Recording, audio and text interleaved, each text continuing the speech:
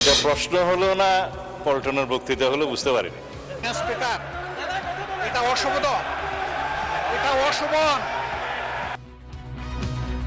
সংসদ অধিবেশনের শুরুতেই বাকযুদ্ধ, মক্তকা চুক্তির প্রস্তাব পেলে ইতিবাচক হিসেবে দেখবে ঢাকা। আর কখনো বাংলাদেশ কারো কাছে মাথা নত করবে না।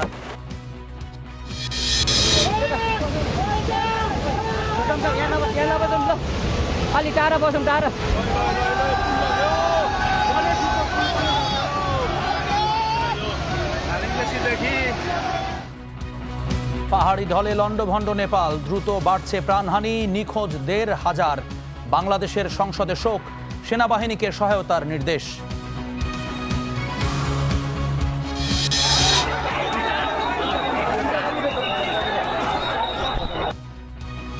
পরিবহন শ্রমিকদের বিরোধে রণক্ষেত্র দিনাজপুর, সংঘর্ষের পর বাসে আগুন, মোটরসাইকেল শোডাউন ঘিরে মাদারীপুরে সহিংসতা।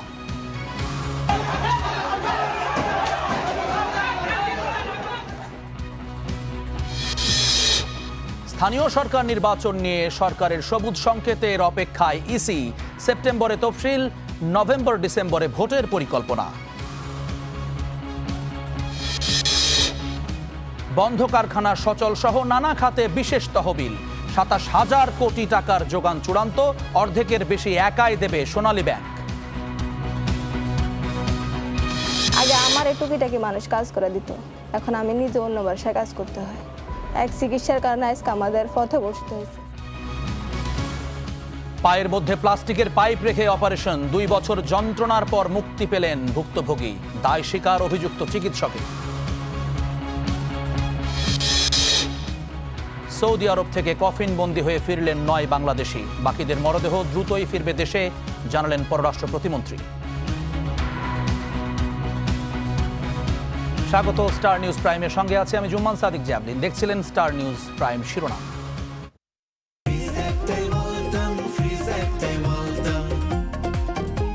এভাবেই কোটি কোটি মানুষের ঘরে দেশ জুড়ে ফ্রিজ একটাই, ওয়ালটন। সরকার বিরোধী দলের বাকযুদ্ধের মধ্য দিয়েই শুরু হলো সংসদ অধিবেশন।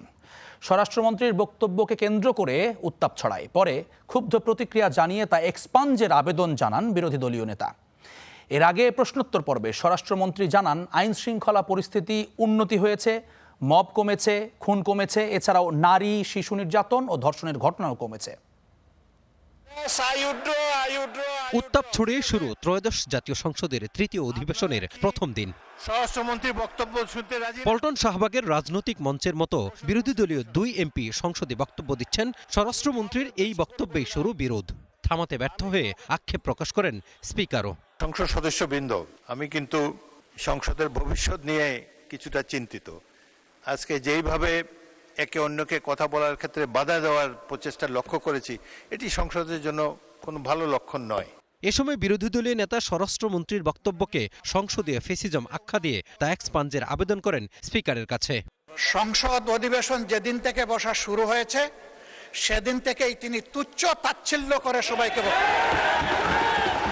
উনি নিজেকে কি মনে করেন আমি বুঝতে পারি না। এমনকি তিনি সেই দুঃসাহস এখানে দাঁড়িয়ে তিনি দেখিয়েছেন, তিনি বলেছেন যে এই সংসদে তিনি শিক্ষকের ভূমিকা পালন করবেন।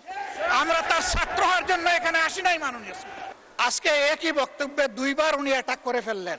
আমার সঙ্গীরা তো মনে করে, আমি নিজেও মনে করি যে এইটা কালচারাল না, এইটা পার্লামেন্টারিয়ান ফেসিজম, এটা হওয়া উচিত না। এর আগে অধিবেশনের শুরুতে সরকার দলীয় এক সংসদ সদস্যের প্রশ্নের জবাবে স্বরাষ্ট্রমন্ত্রী জানান, দেশে আইনশৃঙ্খলা পরিস্থিতি অনেক উন্নত হয়েছে, কমেছে মব ও সহিংসতাও। ২০২৫ সালের জানুয়ারি থেকে আগস্ট পর্যন্ত তুলনামূলক বিবরণীতে মাসওয়ারি ২০২৬ সালের জানুয়ারি থেকে আগস্ট পর্যন্ত খুনের পরিসংখ্যান তখন হয়েছিল যখন তারা ছিলেন আর কি ২৬০৭টা, বর্তমান সরকারের সময়ে ২৩৩২টা, ৩০০-র বেশি কমেছে মাননীয় স্পিকার। জানান, বিগত সরকারের আমলে যারা দলীয় বিবেচনায় চাকরি পেয়েছিল তাদের বিষয়ে সিদ্ধান্ত নিচ্ছে সরকার। এরকম ৪-৫টি জেলা আইডেন্টিফাই করা হয়েছে যেখানে একটু একখণ্ড জমি কিনে তার ওখানে গ্রামের ঠিকানা স্থায়ী ঠিকানা পরিবর্তন করেছে। এইভাবে অনেক নিয়মের মাধ্যমে তারা পুলিশে জনবল নিয়োগ দিয়েছে বিগত সরকারের সময়। আমরা তদন্ত করে একটা পর্যায়ে এসেছি, সেটা যখন ফাইনাল হবে আমরা জাতির সামনে উন্মুক্ত করব। আইন শৃঙ্খলা পরিস্থিতি নিয়ে ঢালাওভাবে অপতথ্য না ছড়াতে বিরোধীদের প্রতি আহ্বান জানান স্বরাষ্ট্রমন্ত্রী। নোটিশ দেন এ বিষয়ে। Mazharul Islam, star news, Dhaka. নতজানু পররাষ্ট্রনীতির কবর রচনা করে জাতীয় স্বার্থকেই এখন সর্বোচ্চ গুরুত্ব দিচ্ছে বাংলাদেশ। সংসদে এমন বার্তা দিলেন পররাষ্ট্রমন্ত্রী খলিলুর রহমান। এ সময় মক্কা চুক্তি প্রশ্নে তিনি জানান, বিষয়টি ইতিবাচকভাবেই দেখছে সরকার। যোগ দেওয়ার বিষয়টি নির্ভর করছে সদস্য 3 দেশের সিদ্ধান্তের উপর। ত্রয়োদশ জাতীয় সংসদের তৃতীয় অধিবেশন। জিজ্ঞাসা ও উত্তর পর্ব শুরু হচ্ছে। প্রথম দিনই সংসদ সদস্যদের প্রশ্নের মুখোমুখি পররাষ্ট্রমন্ত্রী খলিলুর রহমান। মাননীয় মন্ত্রী কি বলবেন যে এখানে বাংলাদেশের সুবিধাটা কি হবে এই প্যাক্টে যুক্ত হলে, বা বাংলাদেশ এই প্যাক্ট থেকে কি পেতে যাচ্ছে? উঠে আসে দেশের পররাষ্ট্রনীতি, মক্কা চুক্তি, গঙ্গা চুক্তির নবায়ন ও তিস্তা মহাপরিকল্পনার মতো বিষয়। জবাবে পররাষ্ট্রনীতিতে ঢাকার দৃঢ় অবস্থানের কথা জানান খলিলুর রহমান। বলেন, বাংলাদেশ আর কারো কাছে মাথা নত করবে না। আমাদের মাননীয় প্রধানমন্ত্রীর সবল এবং সফল পররাষ্ট্রনীতির কারণে আজকে আমরা মেরুদণ্ড সোজা করে মাথা উঁচু করে দাঁড়িয়েছি।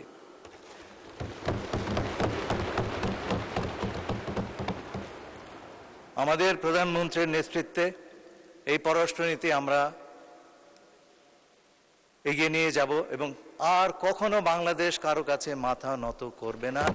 আমরা নত জানু পররাষ্ট্রনীতির কবর রচনা করেছি। মক্কা চুক্তিকেও ইতিবাচকভাবে দেখা হচ্ছে জানিয়ে তিনি বলেন, এতে বাংলাদেশের যোগ দেওয়ার বিষয়টি নির্ভর করছে চুক্তির সদস্য 3 দেশের সিদ্ধান্তের উপর। আমরা এতে এই প্যাক্টটিকে ইতিবাচক হিসেবে দেখছি। এই প্যাক্ট এটা যদি বিস্তৃত হয় এবং এটা হচ্ছে বিশ্ব মুসলিম সমাজের আত্মরক্ষার একটি ব্যবস্থা এবং এটা আমাদের পরিবারের, মুসলিম পরিবারের আভ্যন্তরীণ বিষয়। সুতরাং এইটা নিয়ে কারো অন্যান্যদের উদ্বেগের কোনো অবকাশ নাই। গঙ্গা চুক্তির মেয়াদ শেষ হওয়ার পর নতুন চুক্তি প্রণয়নে একটি টিম গঠন হয়েছে। তিস্তা মহাপরিকল্পনা নিয়েও চীনের সঙ্গে কাজ চলছে বলে জানান খলিলুর রহমান। গঙ্গা চুক্তির নতুন সমাপ্তির পর নতুন চুক্তি সম্পাদনের জন্য আমরা টিম গঠন করেছি এবং সেইটাই আমরা ভারতীয় কর্তৃপক্ষকে জানিয়েছি এবং তাদের জবাবের অপেক্ষায় আছি। তিস্তার ব্যাপারে আপনারা জানেন, আমরা চীনের সঙ্গে একটা technical evaluation of the project সেটা আমরা চালু করেছি। অচিরেই আমরা এই ইভ্যালুয়েশনটি শুরু করব এবং তার ভিত্তিতে পরবর্তী কার্যক্রম গ্রহণ করা হবে। গঙ্গা চুক্তির নবায়ন থেকে তিস্তা মহাপরিকল্পনা 2 ক্ষেত্রেই জাতীয় স্বার্থকে সর্বোচ্চ গুরুত্ব দেওয়ার কথাও সংসদে জানান পররাষ্ট্রমন্ত্রী। নদীর পানির প্রবাহ। নাইম আবির, স্টার নিউজ, ঢাকা। এরই মধ্যে মিশর, ইরান সহ আরও বেশ কয়েকটি দেশকে মক্কা জোটে যোগ দেওয়ার আহ্বান এবং আমন্ত্রণ জানানো হয়েছে। হঠাৎ ন্যাটোর আদলে এই চুক্তিটা কেন, কিভাবে কাজ করবে এই জোটটি, বিস্তারিত আমরা একটা প্রতিবেদনে দেখব। ইরান যুদ্ধের জেরে মধ্যপ্রাচ্যের দ্রুত পরিবর্তনশীল নিরাপত্তা পরিস্থিতি, সেই সঙ্গে সাম্প্রতিক বছরগুলোতে ইরান, ইসরায়েল, উপসাগরীয় দেশ এবং বিভিন্ন সশস্ত্র গোষ্ঠীকে ঘিরে সংঘাত ও উত্তেজনা বেড়েই চলেছে। নিজেদের নিরাপত্তা ব্যবস্থা নতুন করে ভাবতে বাধ্য করছে আঞ্চলিক দেশগুলোকে। সৌদি আরব, তুরস্ক ও পাকিস্তানের মধ্যে স্বাক্ষরিত মক্কা যৌথ প্রতিরক্ষা চুক্তির মূল কথা বলা হয়েছে, 3 দেশের যে কোনো একটির উপর সশস্ত্র হামলা হলে সেটিকে 3 দেশের উপর হামলা হিসেবে বিবেচনা করা হবে। অর্থাৎ কোনো একটি দেশ আক্রান্ত হলে বিষয়টি আর শুধু সেই দেশের একক প্রতিরক্ষা ইস্যু থাকবে না। হামলার জবাব কিভাবে দেয়া হবে তা নির্ধারণে অন্য 2 দেশও যুক্ত হবে। চুক্তির ঘোষিত লক্ষ্য হল যৌথ প্রতিরোধ ক্ষমতা বাড়ানো এবং 3 দেশের প্রতিরক্ষা সহযোগিতা আরও শক্তিশালী করা। তুরস্কের পররাষ্ট্রমন্ত্রী হাকান ফিদান জানান, আক্রান্ত দেশকে সহায়তা চাইতে হবে এবং কী ধরনের সহায়তার প্রয়োজন সেটিও জানাতে হবে। অর্থাৎ পরিস্থিতি অনুযায়ী সামরিক, গোয়েন্দা কিংবা অন্যান্য প্রতিরক্ষা সহায়তার ধরন নির্ধারিত হতে পারে। চুক্তির আরেকটি গুরুত্বপূর্ণ দিক হল যৌথ প্রতিরক্ষা সহযোগিতা। এর আওতায় 3 দেশ নিজেদের প্রতিরক্ষা সক্ষমতা বাড়াতে এবং পারস্পরিক সহযোগিতা গভীর করতে কাজ করবে। এর অর্থ সামরিক সমন্বয়, প্রতিরক্ষা প্রযুক্তি, প্রশিক্ষণ এবং নিরাপত্তা সহযোগিতা আরও বাড়ানো। তবে ন্যাটোর মতো কোনো একীভূত সামরিক কমান্ড বা বিস্তারিত যৌথ বাহিনী কাঠামো এখনও এই চুক্তিতে প্রকাশ্যে দেখা যাচ্ছে না। আরেকটি বিষয় স্পষ্ট করেছে পাকিস্তান। ইসলামাবাদ জানায়, মক্কা চুক্তি কোনো নির্দিষ্ট দেশের বিরুদ্ধে নয়, এটি সম্পূর্ণ প্রতিরক্ষামূলক এবং জাতিসংঘ সনদের আত্মরক্ষার অধিকারের সঙ্গে সামঞ্জস্যপূর্ণ। তবে এই চুক্তি ভবিষ্যতে কতটা কার্যকর, সামরিক জোটে পরিণত হবে, সেটি এখন সবচেয়ে বড় প্রশ্ন। এখন পর্যন্ত মক্কা চুক্তি অন্য দেশগুলোর জন্য উন্মুক্ত রাখা হয়েছে, ফলে ভবিষ্যতে নতুন সদস্য যুক্ত হলে এই প্রতিরক্ষা কাঠামোর পরিধি আরও বড় হতে পারে। এরই মধ্যে সেই প্রক্রিয়া শুরু হচ্ছে বলে জানা গেছে। বাংলাদেশের নামও সামনে এসেছে, যদিও পররাষ্ট্রমন্ত্রী খলিলুর রহমান বলেছেন, বাংলাদেশের মক্কা চুক্তিতে যোগ দেওয়ার বিষয়টি নির্ভর করছে চুক্তিভুক্ত সদস্য দেশগুলোর ইচ্ছার উপর। চুক্তিতে যোগ দিতে মিশরের ক্ষেত্রেও আলোচনা চলছে বলে জানিয়েছেন তুর্কি প্রেসিডেন্ট রিসেপ তাইয়েপ এরদোয়ান। আর সবচেয়ে চমকপ্রদ খবর, ইরানকেও আমন্ত্রণ জানানো হয়েছে বলে উঠে এসেছে গণমাধ্যমে। নতুন এই জোটকে মুসলিম প্রধান দেশের মধ্যে একটি নতুন যৌথ প্রতিরক্ষা ও কৌশলগত সহযোগিতার কাঠামোর অন্যতম স্তম্ভ হিসেবে দেখছেন বিশ্লেষকরা। তারা বলছেন, মক্কা চুক্তি শুধু একটি সামরিক চুক্তি নয়, এটি মধ্যপ্রাচ্যের নিরাপত্তা ব্যবস্থা, সৌদি আরবের কৌশলগত অবস্থান এবং মুসলিম বিশ্বের শক্তির ভারসাম্যে একটি সম্ভাব্য নতুন অধ্যায়ের সূচনা। Ishtiaq Hussain, star news. নেপালে সময়ের সাথে পাল্লা দিয়ে বাড়ছে মৃতের সংখ্যা। প্রলয়ঙ্করী পাহাড়ি ঢলে মৃতের সংখ্যা এখন দাঁড়িয়েছে ৩৫৯ জনে। কয়েকশো বিদেশি নাগরিক সহ এখনও নিখোঁজ প্রায় ১৫০০ মানুষ। নিখোঁজ বিদেশিদের তালিকায় আছেন ভারতের ৬৫ জন, যুক্তরাষ্ট্রের ৩৩ জন, যুক্তরাজ্য এবং অস্ট্রেলিয়ার ৩৫ জন করে। নেপালের পথে রয়েছে এই দেশগুলোর উদ্ধারকারী দল। পানি নেমে যেতেই ভেসে উঠেছে ধ্বংসযজ্ঞের ভয়াবহ এক চিত্র, যা এই জনপদের কেউ কখনোই দেখেনি। চোখে মুখে আতঙ্ক, কাদার নিচে চাপা পড়েছিল পুরো শরীর। শুধু বেঁচে থাকার আকুতি নিয়ে অপেক্ষায় ছিলেন কেউ হয়তো তাকে টেনে তুলবে। অবশেষে সেই অপেক্ষার অবসান, উদ্ধার করা হলো এই বৃদ্ধাকে। কিন্তু এমন শত শত মানুষের অপেক্ষার অবসান হয়নি, তারা হয়তো চিরতরে হারিয়ে গেছে। প্রলয়ঙ্কারী বন্যা যেন বিশাল পাহাড়কে গলিয়ে আছড়ে ফেলেছিল লোকালয়। কাদা পানিতে তলিয়ে যায় উঁচু ভবনও। এই মানুষটির বক্তব্যে উঠে এলো সেই মুহূর্তের বর্ণনা। আমি বাড়ির ছাদে ছিলাম, বন্যার পানি ছাদের উপরে উঠে যায়। প্রায় ১ ঘন্টা পর পানি কমে। এরই মধ্যে ভূমিধসে আমার স্ত্রী কাদামাটিতে চাপা পড়েন। ৪ থেকে ৫ ঘন্টা পর একটি হেলিকপ্টার আমাকে উদ্ধার করে। হিমালয় তীরে নেপাল চীন সীমান্তে নেমে আসা সেই পানির তোড় আর নেই, আছে কেবল ধ্বংসের চিহ্ন। সে দৃশ্য ভয়াবহ। এমন দৃশ্য এই জনপদের কেউ কখনো দেখেনি। যেন কাদার নিচ থেকে জেগে উঠেছে শত শত ঘরবাড়ি, ভারী যানবাহন। সবশেষ পাওয়া খবর অনুযায়ী নেপালে ধসে গেছে ১৯টি সেতু, ক্ষতিগ্রস্ত হয়েছে প্রায় ৪০ কিলোমিটার সড়ক। প্রাথমিক হিসাব অনুযায়ী সড়ক ও সেতু মিলিয়ে নেপালে ক্ষতি হয়েছে ১৫ বিলিয়ন নেপালি রুপির বেশি। কাদার স্তূপে যত্রতত্র পড়ে আছে মরদেহ, কোথাও কাদার নিচে আটকে আছে মানুষ। ধ্বংসস্তূপে স্বজনদের ছোটাছুটি, আর সেই ধ্বংসস্তূপেই জীবন বাঁচাবার মরিয়া লড়াই। নিখোঁজদের সন্ধানে হাসপাতালে ছুটছে স্বজনরা, আশায় দিন পার করছে শত শত মানুষ। আমি শুধু চাই আমার স্বামী সুস্থ অবস্থায় আমার কাছে ফিরে আসুক, আর কিছুই চাই না। আমার ছেলে বন্যার মধ্যে আটকে আছে, সে ট্রাক চালক। কাল রাত 8:30টার দিকে তার সঙ্গে আমাদের শেষ কথা হয়। এরপর থেকে তার আর কোনো খবর পাওয়া যাচ্ছে না। নেপালের পথে রয়েছে বিশ্বের বিভিন্ন দেশের উদ্ধারকারী দল। রওনা হয়েছে চীন, অস্ট্রেলিয়া, যুক্তরাষ্ট্র, দক্ষিণ কোরিয়ার দল। আমাদের বিভিন্ন বাহিনী নিয়ে গঠিত যৌথ একটি উদ্ধারকারী দল নেপালের উদ্দেশ্যে রওনা হচ্ছে। নেপালে অবস্থানরত আমাদের নাগরিকদের দ্রুত ও নিরাপদে খুঁজে বের করতে আমরা সর্বোচ্চ চেষ্টা করব। চীনের তিব্বতেও চলছে উদ্ধার তৎপরতা। সহযোগিতা করছে দমকল বাহিনী সহ আইন শৃঙ্খলা বাহিনী ও সেনা সদস্যরা। উদ্ধার ও ত্রাণ কার্যক্রমে সহায়তার জন্য শিজাংকে ১২০ কোটি ইয়ন দুর্যোগ ত্রাণ তহবিল বরাদ্দ করেছে বেইজিং। কাজী শাহরিন, স্টার নিউজ। নেপালে ভূমিকম্পের কারণে হিমবাহে ধস নাকি হিমবাহ ধসের ধাক্কা থেকে এই ভূমিকম্প? কোনটি আগে ঘটেছিল এই প্রশ্নের উত্তর মিলেছে। যুক্তরাষ্ট্রের ভূতাত্ত্বিক জরিপ সংস্থা USGS এর সবশেষ তথ্য বলছে এই দুর্যোগের কারণ বিশাল আকারের হিমবাহ ধস। ধসে পড়া হিমবাহ উপত্যকার তলদেশে আছড়ে পড়ার সময় ভূমিকম্পের মতো 5.2 মাত্রার কম্পন রেকর্ড করা হয়।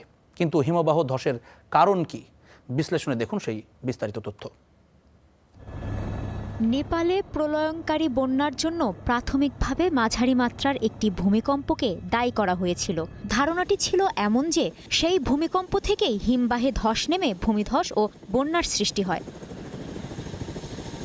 যুক্তরাষ্ট্রের ভূতাত্ত্বিক জরিপ সংস্থা USGS এর সর্বশেষ তথ্য বলছে এই দুর্যোগের কারণ ছিল একটি বিশাল আকারের হিমবাহ ধস।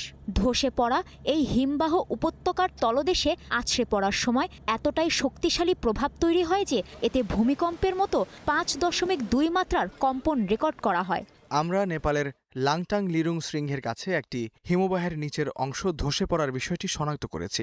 এই শৃঙ্গটি বন্যার স্থান থেকে প্রায় 15 কিলোমিটার পশ্চিমে অবস্থিত। হিমবাহটি উত্তর পশ্চিম দিকে ধসে পড়ে, পরে স্রোতের সঙ্গে নিচের দিকে এগিয়ে যায়। আর নিচেই ছিল লেন্দে খোলা নদী। হিমবাহে থাকা বিপুল পরিমাণের বরফ ও পাথরের ধ্বংসাবশেষ সেই নদীতে এসে পড়ে, ফলে নদীতে প্রবল স্রোতের সৃষ্টি হয়। সেই স্রোতের ধাক্কায় পানি, কাদামাটি ও বড় বড় পাথরখণ্ড ভাটির দিকে বয়ে যায়।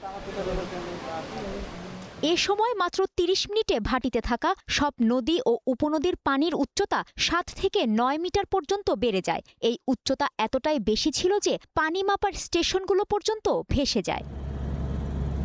কিন্তু কেন এই বিশাল হিমবাহ ধস সেটি এখনও পরিষ্কার নয়। তবে বিজ্ঞানীরা বহু বছর ধরে সতর্ক করে আসছেন যে উষ্ণতা বৃদ্ধি ও জলবায়ু পরিবর্তনের কারণে হিমালয়ের বরফ দ্রুত গলছে। হিন্দুকুশ হিমালয় অঞ্চলের হিমবাহগুলো 2000 সালের তুলনায় বর্তমানে দ্বিগুণ হারে গলছে, ফলে বন্যা ও ভূমিধসের মতো বিপদ বাড়ছে। গত বছরও নেপালের এই অঞ্চলে তিব্বতের একটি হিমবাহ হ্রদ ফেটে গিয়ে বন্যা হয়েছিল। বিজ্ঞানীরা বলছেন পৃথিবীর উষ্ণতা বাড়লে হিমবাহগুলো গলতে শুরু করবে, তুষার গলা পানির পরিমাণ বাড়বে। সেই পানি পাহাড়ের মাটি ধরে রাখার ক্ষমতাকে দুর্বল করবে, ফলে আরও বেশি হিমবাহ ধস, ভূমিধস আর হিমবাহ হ্রদ ফেটে যাওয়ার মতো ঘটনা ঘটতে পারে। কারণ জলবায়ুর উষ্ণতা উঁচু পাহাড়ের পরিবেশকেও অস্থিতিশীল করে তুলছে। কাজী শাহরিন, স্টার নিউজ। নেপালে পাহাড়ি ঢল ও ভূমিধসে প্রাণহানিতে শোক প্রস্তাব গ্রহণ করেছে জাতীয় সংসদ। দেয়া হয়েছে সংকট মোকাবেলায় প্রয়োজনীয় সব ধরনের সহায়তার আশ্বাস। এছাড়া উদ্ধার কাজ এবং ত্রাণ সহায়তার জন্য সেনাবাহিনীকে নির্দেশ দিয়েছেন প্রধানমন্ত্রী তারেক রহমান। পাহাড়ি ঢল ভূমিধসে নেপালে প্রাণহানি বাড়ছে, নিখোঁজদের সন্ধানে চলছে অভিযান। জাতীয় সংসদেও সে ঘটনায় হতাহতদের স্মরণে হলো শোক প্রস্তাব পাশ। এছাড়া দুর্যোগ মোকাবেলায় নেপালের পাশে দাঁড়ানোর ঘোষণাও দিয়েছে বাংলাদেশ। উদ্ধার কাজ ও ত্রাণ সহায়তায় প্রধানমন্ত্রী তারেক রহমান সেনাবাহিনীকে নির্দেশ দিয়েছেন বলে জানিয়েছেন চিফ হুইপ। নেপালের সাথে বাংলাদেশের গুরুত্বপূর্ণ বন্ধুত্বপূর্ণ সম্পর্ক এবং অত্যন্ত সুদৃঢ়। এই শোকাবহ সময়ে বাংলাদেশের জনগণ বন্ধুপ্রতিম নেপালের জনগণের পাশে থেকে উদ্ধার ও ত্রাণ কার্যক্রম সব ধরনের সহযোগিতা প্রদানে প্রস্তুত রয়েছে। মাননীয় প্রধানমন্ত্রী ইতিমধ্যেই নির্দেশ দিয়েছেন সেনাবাহিনীকে, তারা প্রস্তুতি নিচ্ছে এবং পররাষ্ট্র মন্ত্রণালয়কে, যাতে আমরা কোন প্রকারে কিভাবে সহযোগিতা করতে পারি, বিশেষ করে মেডিকেল টিম এবং উদ্ধার কাজে। এদিকে পররাষ্ট্রমন্ত্রী জানিয়েছেন নেপালে এখনো কোনো বাংলাদেশি নাগরিকের হতাহত হওয়ার খবর পাওয়া যায়নি। আমরা তো এখনো পর্যন্ত জানতে পারিনি যে কোনো বাংলাদেশি এতে অ্যাফেক্টেড হয়েছেন কিনা। যদি হয় তাহলে পরে আমাদেরকে যেন জানান এবং আমরা তাদের সঙ্গে সম্পূর্ণভাবে সহযোগিতা করব, তাদেরকে ফেরত যে অবস্থায় তারা আছেন তাদেরকে ফেরত দেব। নেপালের দুর্গতদের জন্য মানবিক সহায়তা হিসেবে সরকারের পক্ষ থেকে ত্রাণ পাঠানোর উদ্যোগও নেওয়া হয়েছে। HM Imran, star news, Dhaka. দিনাজপুরে অভ্যন্তরীণ কোন্দলের জেরে সংঘর্ষে জড়িয়েছে পরিবহন শ্রমিকদের দুটি পক্ষ। এই সংঘর্ষে অন্তত 10 জন আহত হয়েছেন। মোটর শ্রমিক ইউনিয়নের এক নেতাকে গ্রেফতারের প্রতিবাদে থানা ঘেরাও করে এক পক্ষ, পরে অন্য আরেকটি পক্ষের সাথে দফায় দফায় সংঘর্ষ হয়। এ সময় গাড়িতেও আগুন দেওয়া হয়েছে, বন্ধ রয়েছে বিভিন্ন রুটে যান চলাচল। দিনাজপুর মোটর শ্রমিকদের দুপক্ষের উত্তেজনা, ঘটেছে সংঘর্ষ। উত্তেজনা শুরু বুধবার রাত থেকে। শ্রমিক ইউনিয়নের সাবেক যুগ্ম সাধারণ সম্পাদক শেখ বাদশাকে গ্রেপ্তার করে কোতোয়ালি থানা পুলিশ। প্রতিবাদে থানা ঘেরাও করেন তার সমর্থকরা। শহরের বিভিন্ন পয়েন্টে দেয়া হয় ব্যারিকেড, বন্ধ রাখা হয় যান চলাচল। এক পর্যায়ে শ্রমিকদের আরেক পক্ষের সাথে হয় সংঘর্ষ, আহত হয় অন্তত 10 জন। সংঘাতের জন্য শ্রমিকদের এক পক্ষ আরেক পক্ষকে দায়ী করছে। নির্বাচন কমিশনের উপরে আমার অনুরোধ, শেখ বাদশাকে নিয়ে নির্বাচন করতে হবে। তিনি যাতে ভোট না করতে পারে, যার কারণে কিছু বিরোধী দল ওনাকে ইচ্ছাকৃত পরিকল্পিতভাবে গতকালকে পুলিশের মাধ্যমে থানা হাজতে নিয়েছে। ওনার বিপক্ষরা ষড়যন্ত্র করে আমার হাজবেন্ডকে গতকালকে বগুড়া থেকে ডিবি দিয়ে তুলে নিয়ে আসা হয়েছে। পুলিশ বলছে একাধিক মামলার আসামি শেখ বাদশা, সে কারণে তাকে গ্রেপ্তার করা হয়েছে। সুনির্দিষ্ট মামলার রেফারেন্সে আমরা গ্রেপ্তার করেছি এবং থানায় নিয়ে এসেছি। আজকে নিয়ম অনুযায়ী আমরা আজকেই কোর্টে তাকে প্রডিউস করতাম বা করার কথা। তো সকাল থেকেই আপনারা লক্ষ্য করেছেন কিছু শ্রমিক থানায় এসছে, তাদের দাবি দেওয়া ওজোর আপত্তি সেটা আমাদের সাথে শেয়ার করেছে। আগামী 19 সেপ্টেম্বর অনুষ্ঠিত হবে দিনাজপুর জেলা মোটর শ্রমিক ইউনিয়নের কার্যনির্বাহী কমিটির দ্বিবার্ষিক নির্বাচন। এতে সাধারণ সম্পাদক পদে প্রার্থী হয়েছেন শেখ বাদশা ও Shahriya Hiru. Desk report, star news. মাদারীপুরের রাজৈরে মোটরসাইকেল শোডাউন নিয়ে বিরোধের জেরে দুপক্ষের সংঘর্ষ হয়েছে। এখানেও মোটামুটি 10 জন আহত হওয়ার ব্যাপারে জানা গেছে। সকালে উপজেলার পূর্ব সরমঙ্গল গ্রামে এই ঘটনা ঘটেছে। পুলিশ জানায় গতরাতে হৃদয় নন্দী গ্রামের সাবেক কাউন্সিলর আইজুলের লোকজনের সঙ্গে পূর্ব সরমঙ্গল এলাকার জাকারিয়া খালাসির অনুসারীদের কথা কাটাকাটি হয়। এরই জেরে সকালে দেশীয় অস্ত্রশস্ত্র নিয়ে সংঘর্ষে জড়ায় দুপক্ষ। ঘণ্টাব্যাপী চলে ধাওয়া পাল্টা ধাওয়া, পরে পুলিশ গিয়ে পরিস্থিতি নিয়ন্ত্রণে আনে। এলাকায় এখনও থমথমে অবস্থা বিরাজ করছে। আহতদের মধ্যে 2 জনের অবস্থা গুরুতর হওয়ায় তাদের ফরিদপুর মেডিকেলে পাঠানো হয়েছে।